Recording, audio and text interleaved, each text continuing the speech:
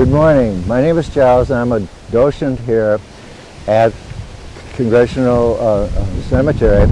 I would like to welcome you on behalf of the staff here to this most interesting and wonderful place on this quite cold and windy Saturday morning. We say that we're here 6 feet under from 6 feet away, so you're in the comfort of your home. We hope that you enjoy the little under an hour that we'll be together.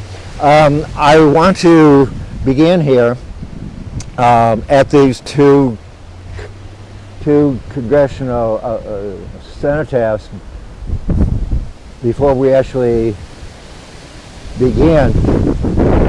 So this is Henry Clay from Kentucky, and this is John Calhoun from South Carolina. William Faulkner has a short story, A Rose for Emily. And in it, Emily Grierson is the last of her line, and she has just died. So Faulkner writes that she is going to the city cemetery to join her ancestors. He uses a wonderful phrase about the cemetery. He says she is going to the Cedar Bemused Cemetery, and cemeteries traditionally planted evergreens. Cedars use symbols of eternity. So the images, these cedars, are overlooking this cemetery in which Confederates and Union soldiers are buried, looking over the graves of people who in life had angers and animosities, like these two, who hated each other. So I often wonder if it was happenstance that they were placed together, or if there was some poetic or cosmic justice here. Anyway, we're going over this way, and the focus this morning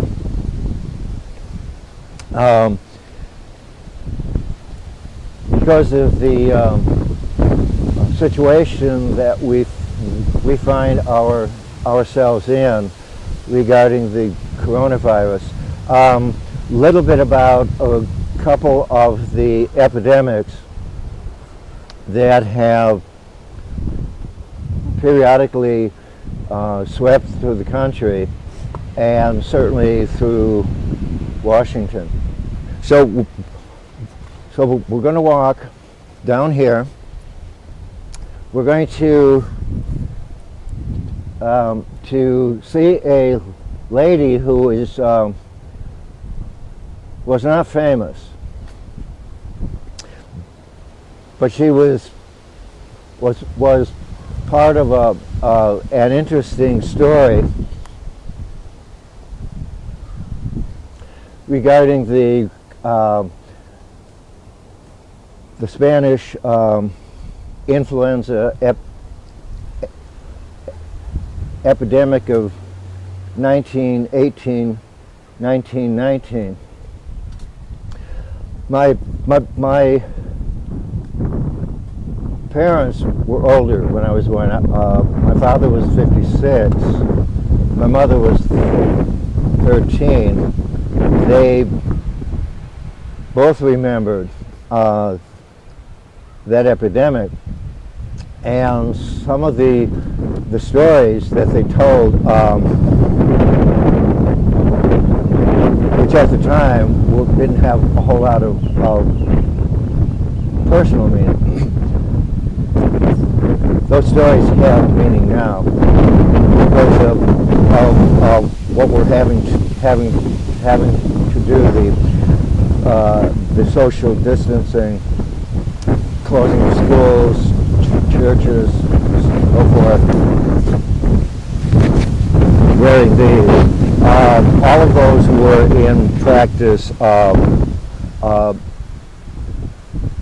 at that time. So we're going to walk down here. My father was in medical school, and close to the end of his studies, but he hadn't graduated yet. Can you clarify how old your parents were when you were born? Yes, my father was 56. My mother was 43. And how old was she during the pandemic? My mother was, in 1918, would have been 13, I guess. And my father was 26. When he was in medical school. Yeah. And what happened is that because of the war and the huge buildup of the armed forces in this country, a lot of the doctors and nurses were siphoned off into the military, and so it left a sort of a vacuum, and so that there weren't enough nurses and doctors, and as in my father's case, medical students were pulled out of school early, and I think that's happening now. That some doctors are being graduated early. My father joined the Army. He entered what was the student medical company. He never went overseas, but he worked in the in the Army camps, and also in the civilian field hospitals. And I often wish, I guess, I could have him back and have him, have him share what it was like. It actually was horrendous. The Spanish flu affected 500 million worldwide. It killed, the estimates are uncertain, killed between 20 million and perhaps as many as 50 million. 700,000 victims were here in the U.S. And that number, excuse me, was not equal until the AIDS epidemic of AIDS in the 90s. So we're going over. I actually a year or so ago I stumbled literally on this gravestone. I'm trying to walk and look at this, so if I'm not, be easy on me. And she's over here.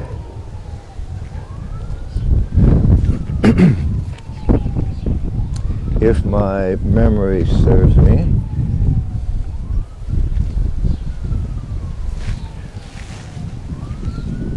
Oh.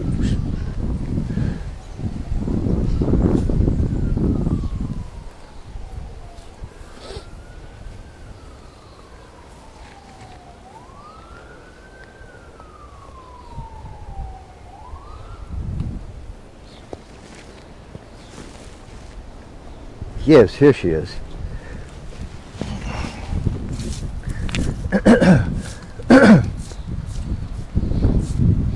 Her name was Amelia Elisa Lynn. She was from Illinois, although her government marker here says Missouri. She was a civilian when the Army called up volunteers to be nurses. When we entered the First World War, she was one of 20,000 who volunteered, and that group became the Army Nursing Corps. Now, curiosity here, sort of a reversal of what we in our generation have seen regarding equal pay. Nursing Corps consisted only of women. It was gender specific. There were male nurses, had exactly the same nursing school education. They could not join the Army Corps. They were orderlies, and they were paid half of what the women were paid, which is a curiosity. She never went overseas. I found that out from her great nephew. She stayed here. Actually, remained here in this area. One of her assignments was she was a nurse at what then was called Camp Meade, which is now Fort Meade, and she nursed influenza patients. If you go up to Fort Meade, which was hard hit, you'll find a relatively small cemetery, and in one section, the older section, all of the graves, the death dates are 1918, 1919, a few into 1920, because the pandemic lasted into that year. So I have become rather fond of her. The Army Corps of Nurses, at least volunteers like her, were not in the Army. When she died, though, she lived about the last 10 years of her life up in a VA a home up in Pennsylvania, and I guess it indicated the regard that the military had for their service. So. Oh, who would have thought in May?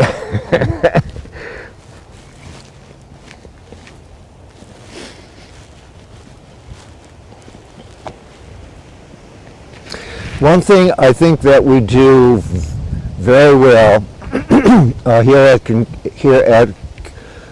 Congressional is that we tell stories, and we love telling stories. And I sometimes wonder if we have lost our appreciation for hearing stories but also for relating stories. And it's a very pleasurable thing, certainly certainly for the docents, and it's an honor. Somebody said one time, somebody said to me one time, when we speak the name of the dead, in that instant they come alive again, and I like that very much. So. We have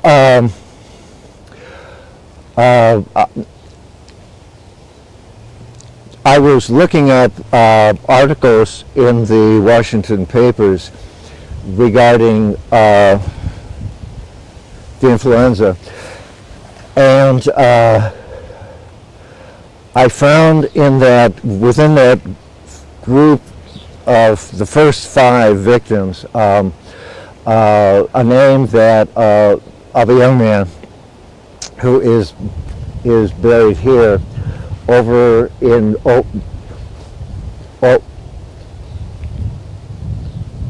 over here by the Arsenal Monument, and he indicates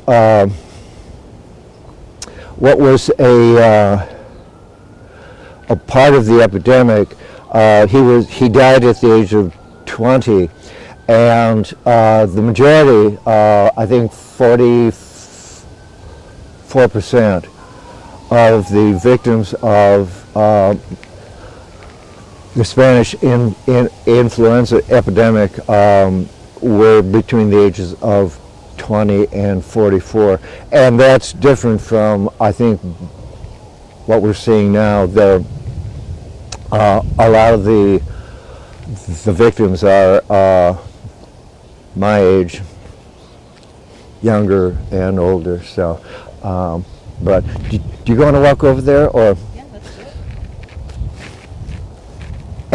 it. And along the way, I'll throw a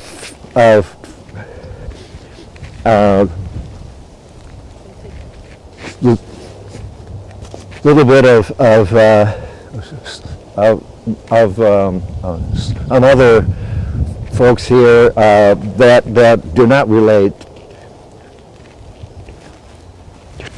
to the influenza epidemic. We have so many interesting and famous people.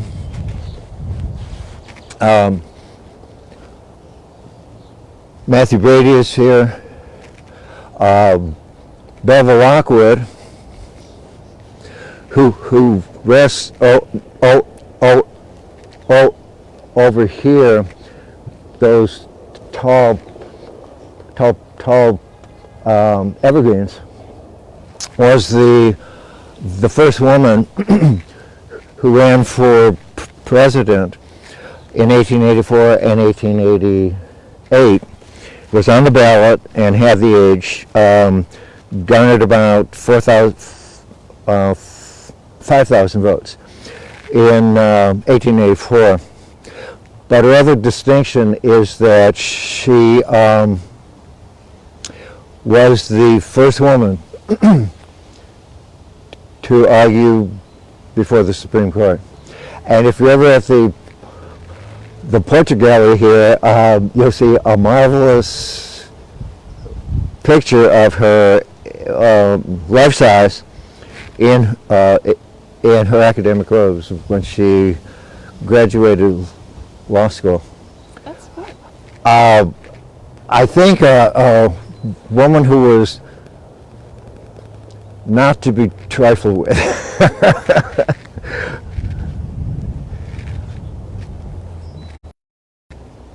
We have also Elbridge Gerry is here, who was the only signer of the Declaration of Independence, who is buried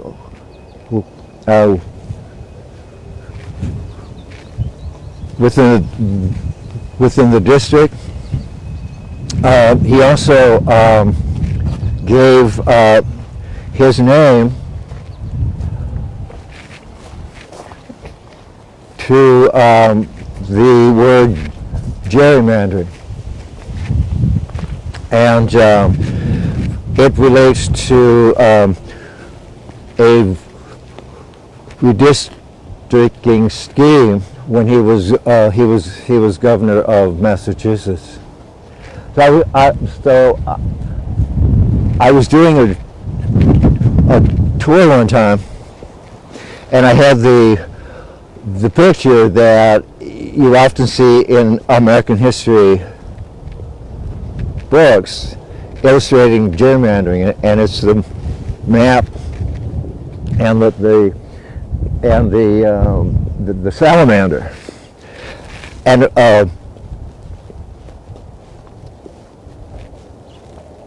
gentleman who is probably my age, certainly my generation, he had an aha moment, and he said, "Oh, Gary and salamander, gerrymander."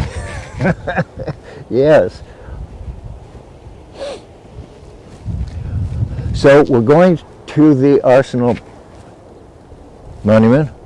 Okay.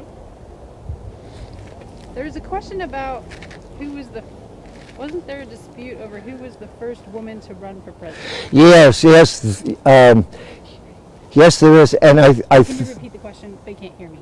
Oh, yeah. The question is the controversy about who was the first woman, and I think the answer that we use here is that Bevel Lockwood had the age and was actually on the ballot. I think there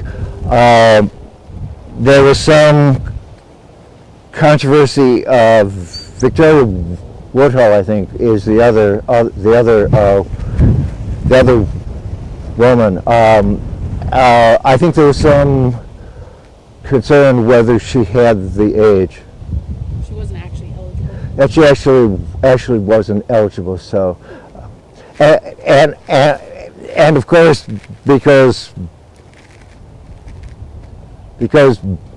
Bevel Lockwood is one of our own. She wins. And so when in the 2016 election, there was almost a constant stream of people, I think the majority of them women, coming to Bevel Lockwood's graveside and leaving there, "I voted on her." You know, it was really kind of neat.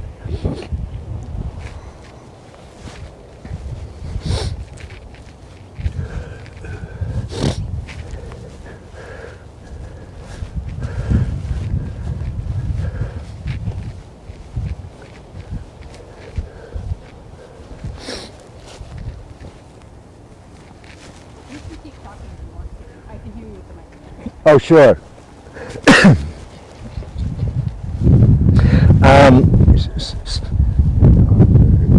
So as I said, Matthew Brady is here. There will be a more fitting, I think, marker on his gravesite. He is actually is buried in the gravesite of his wife's family. We have the first African American Rhodes Scholar here, Elaine Locke, whose name is on Rock Hall. His ashes were discovered in a paper bag in a file cabinet, and a group at Howard said he deserves better, and so he has a prominent gravesite here on the road as we enter. John Philip Sousa is here. One time in giving a tour during soul shows, I had a group of young people in their 20s, I would think, and they'd been partying, and so I said, "Here's John Philip Sousa," and I didn't have a response. So I said, "Well, wait a minute. I think you'll be able to identify this." Oh, yes, that man.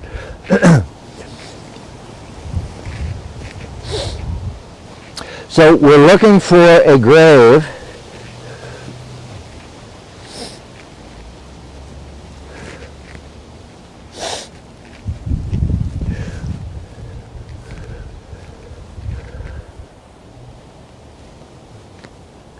And the grave is Kaufman.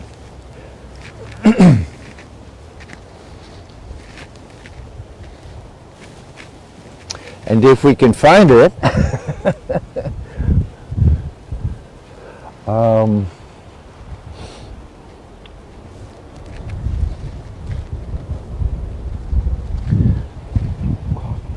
Kaufman. He's near the arsenal. If we can find it, I will give you the story. It's quite an upbraided stone, so I'll relate the story. So in the news article for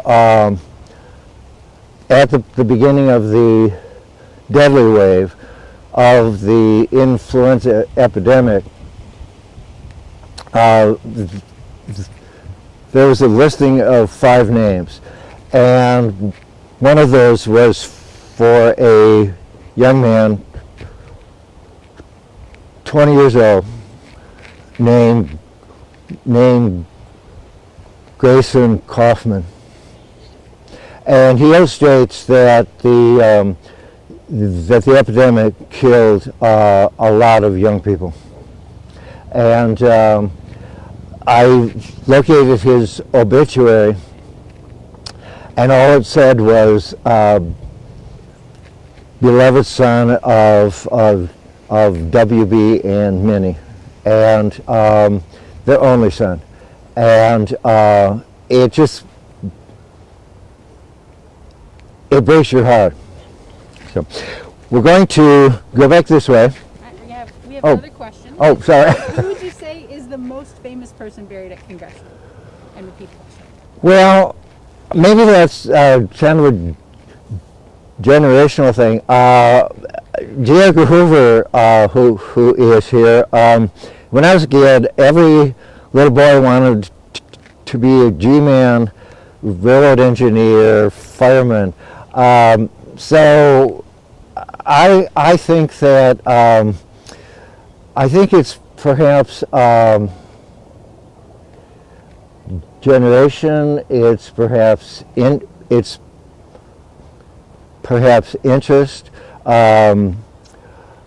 Edward Gary's certainly is. Recently, I think Cokie Roberts is here, so it's a question that I think has many answers. So for me, I think personally, we have the mother and father of the modern gay rights movement. They're here, and so for me and Mike, they're very important. So I'm not sure if I answered that if I'm getting the issue of it. So what we're going to do now is go into an area that will illustrate a smaller and almost forgotten epidemic here in DC, but one that was part of a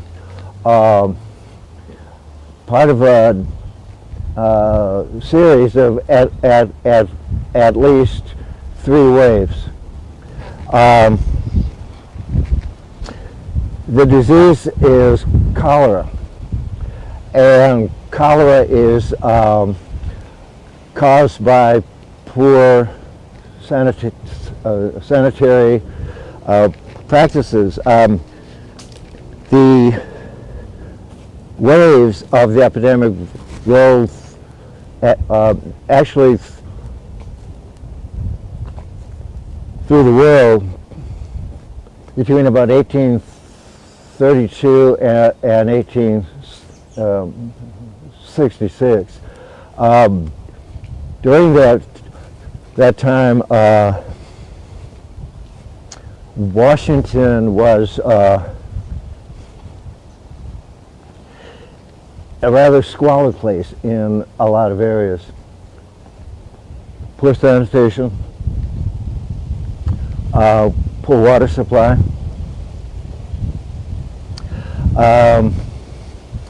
Doctors did not know how it was transmitted. They subscribed to, in a lot of illnesses, the theory of miasmas, that it was vapors and foul air. Our word malaria is from the Italian malaria, bad air. And it was actually, I think, an English physician named John Snow who made the connection between contaminated water and cholera. And he did that at a place in London, Broad Street, which is now I think it's Broadwood Street. And he had the handle of the Broad Street pump removed, and the epidemic in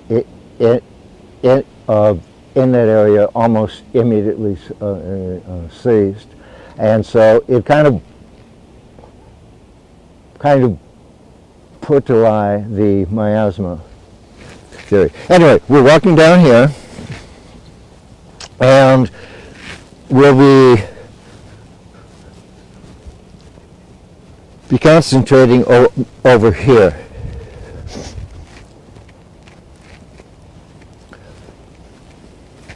I love this place. I really do. I missed it.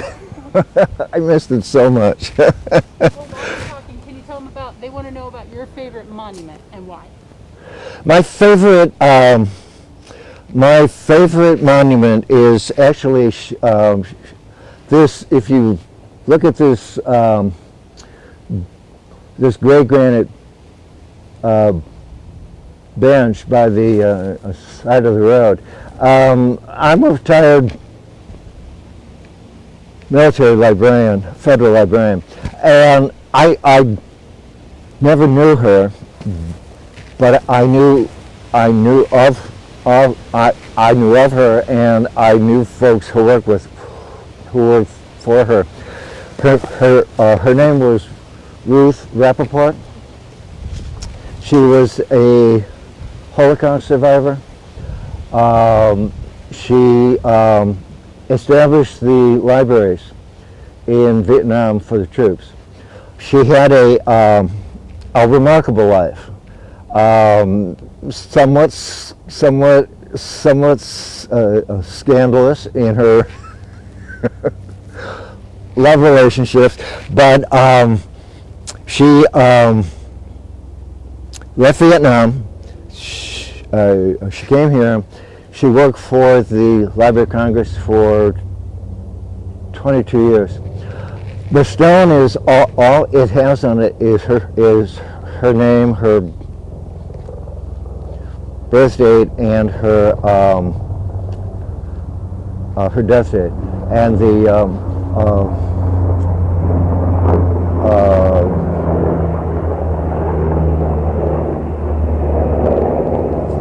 Stars of David. But up in the upper left corner on the seat, it is inscribed, "Come, sit a while."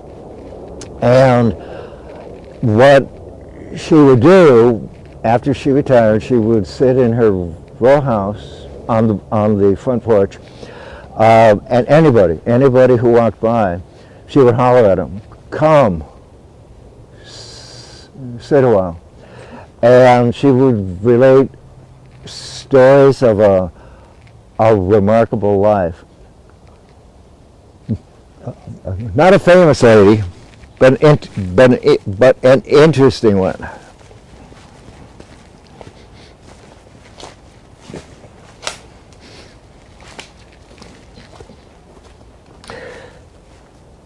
The French have a word, and I believe it's, if I'm pronouncing it right, the word is flaneur, and a flaneur is usually translated man about town, man with lots of time and no schedule. But it also can mean somebody who ambles. And that's kind of what we're doing this morning, and cemeteries lend themselves very well to it. So we're going to begin here, and then we're going to stop here, and a few more steps. This is the family tomb of John Gadsby, and you would recognize his name from the Gadsby Tavern in Alexandria. He was an Englishman who actually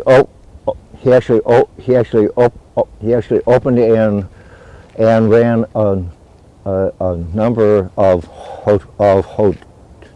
hotels.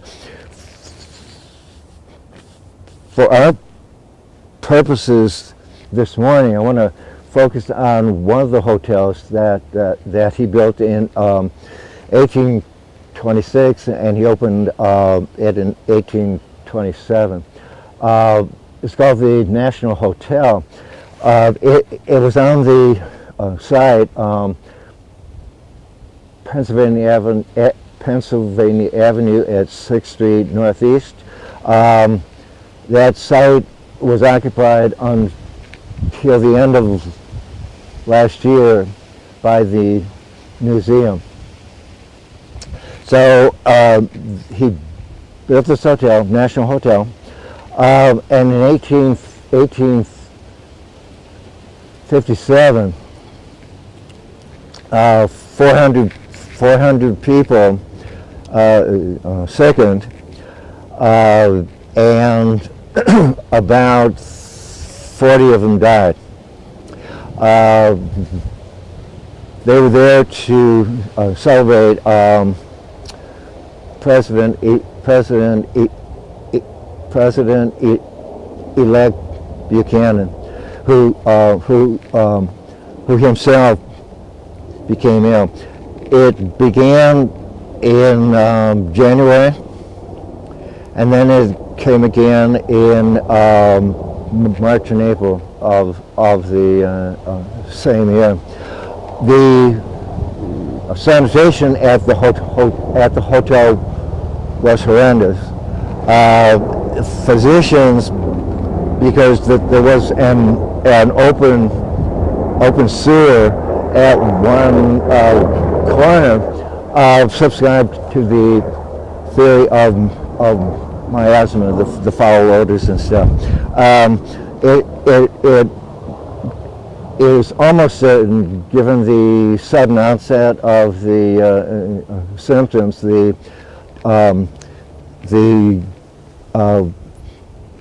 gastrointestinal, almost certainly it was cholera. Among the people who died were two congressmen, and you'll see their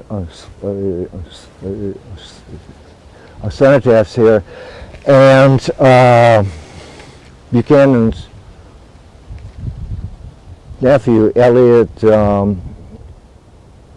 Erskridge, what kind of name is that? Erskridge Elliot also died. No, Elliot Erskridge Lane. And he was to be Buchanan's secretary.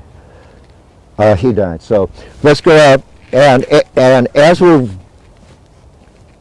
walking here, this is also a cholera thing.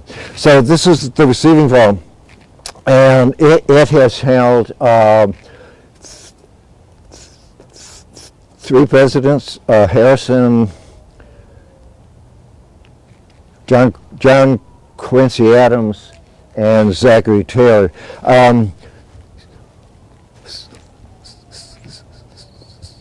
Zachary Taylor in 1850 went up to the site of where the Washington Monument was to be built, and it's recorded that he ate cherries and drank some milk, went home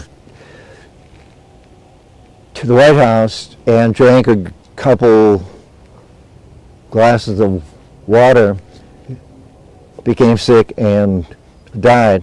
And his doctors subscribed it to cholera. It might have been cholera or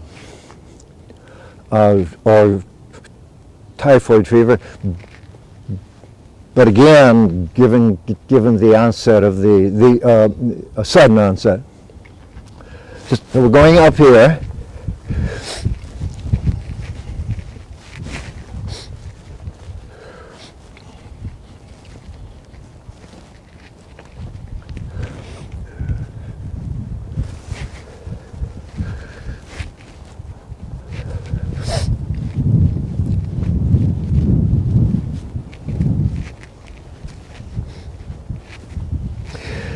The cenotaphs, the practice ended in about 1877.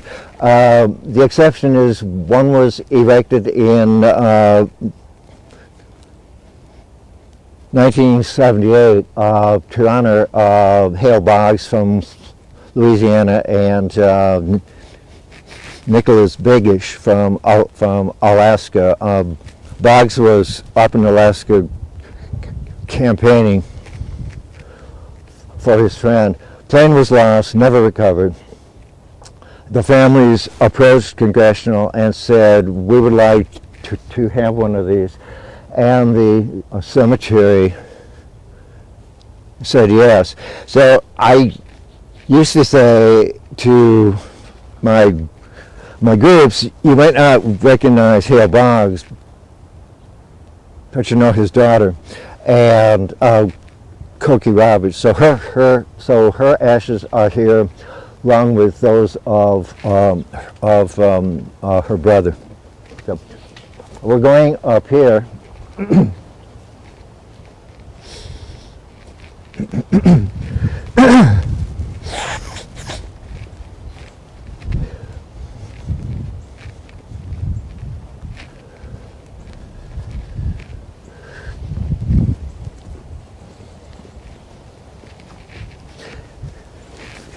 This is Elaine Locke, who is the first African American Rhodes Scholar and instrumental in the Harlem Renaissance. So,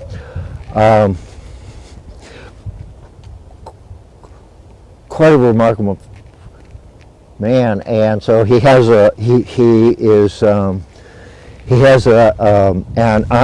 honored place here.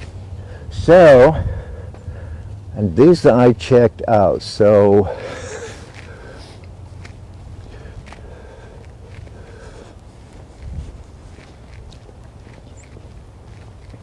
the two congressmen who died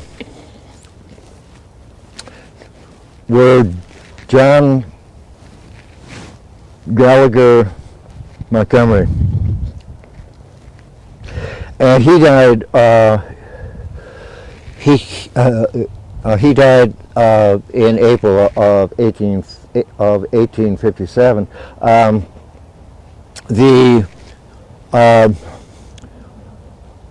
The National Hotel disease began that January and continued off and on into April. And as I said, 400 sick and about 40 died. The other one, who is actually sort of an interesting character, is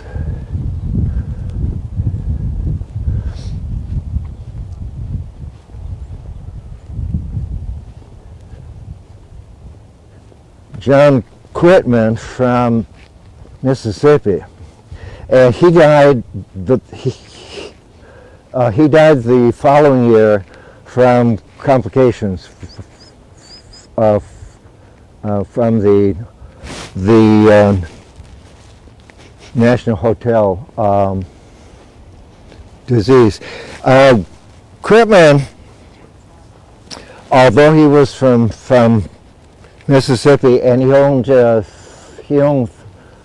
Trying to conduct a search for some evidence. We probably will be releasing a dog shortly. Okay. 3 or 4 plantations, but he actually was a Yankee. He was born in New York State and went to law school, practiced law in Ohio, and at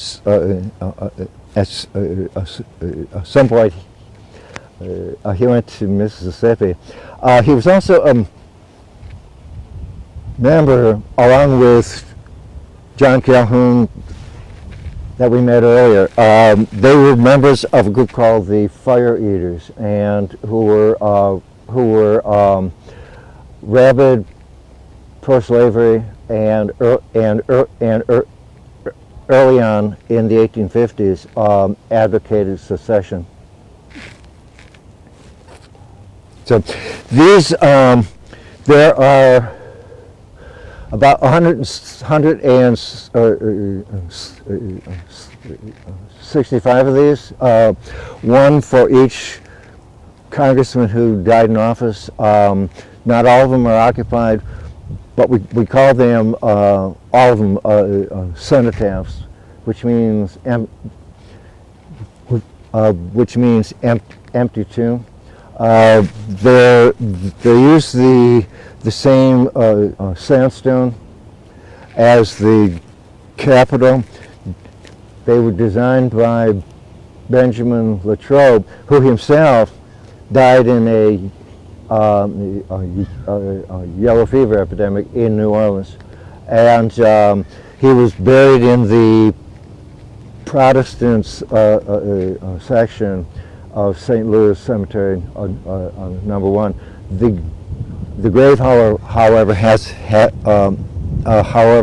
been lost, but there is a memorial plaque there. There was a Senator Hoar, H-O-A-R, I would have to spell that out, right?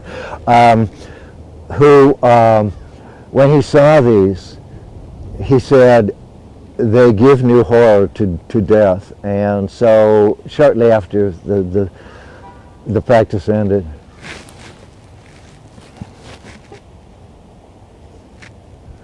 So, Yeah, you're good. thank you very much. Do I have an extra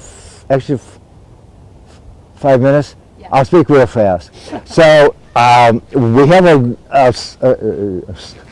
somebody asked about a favorite gravesite here, and another one of mine is a lady who's buried with her mother and sister at the end of the cemetery there. Her name was Marianne Hall, and Marianne Hall operated a very high-end brothel on the site of the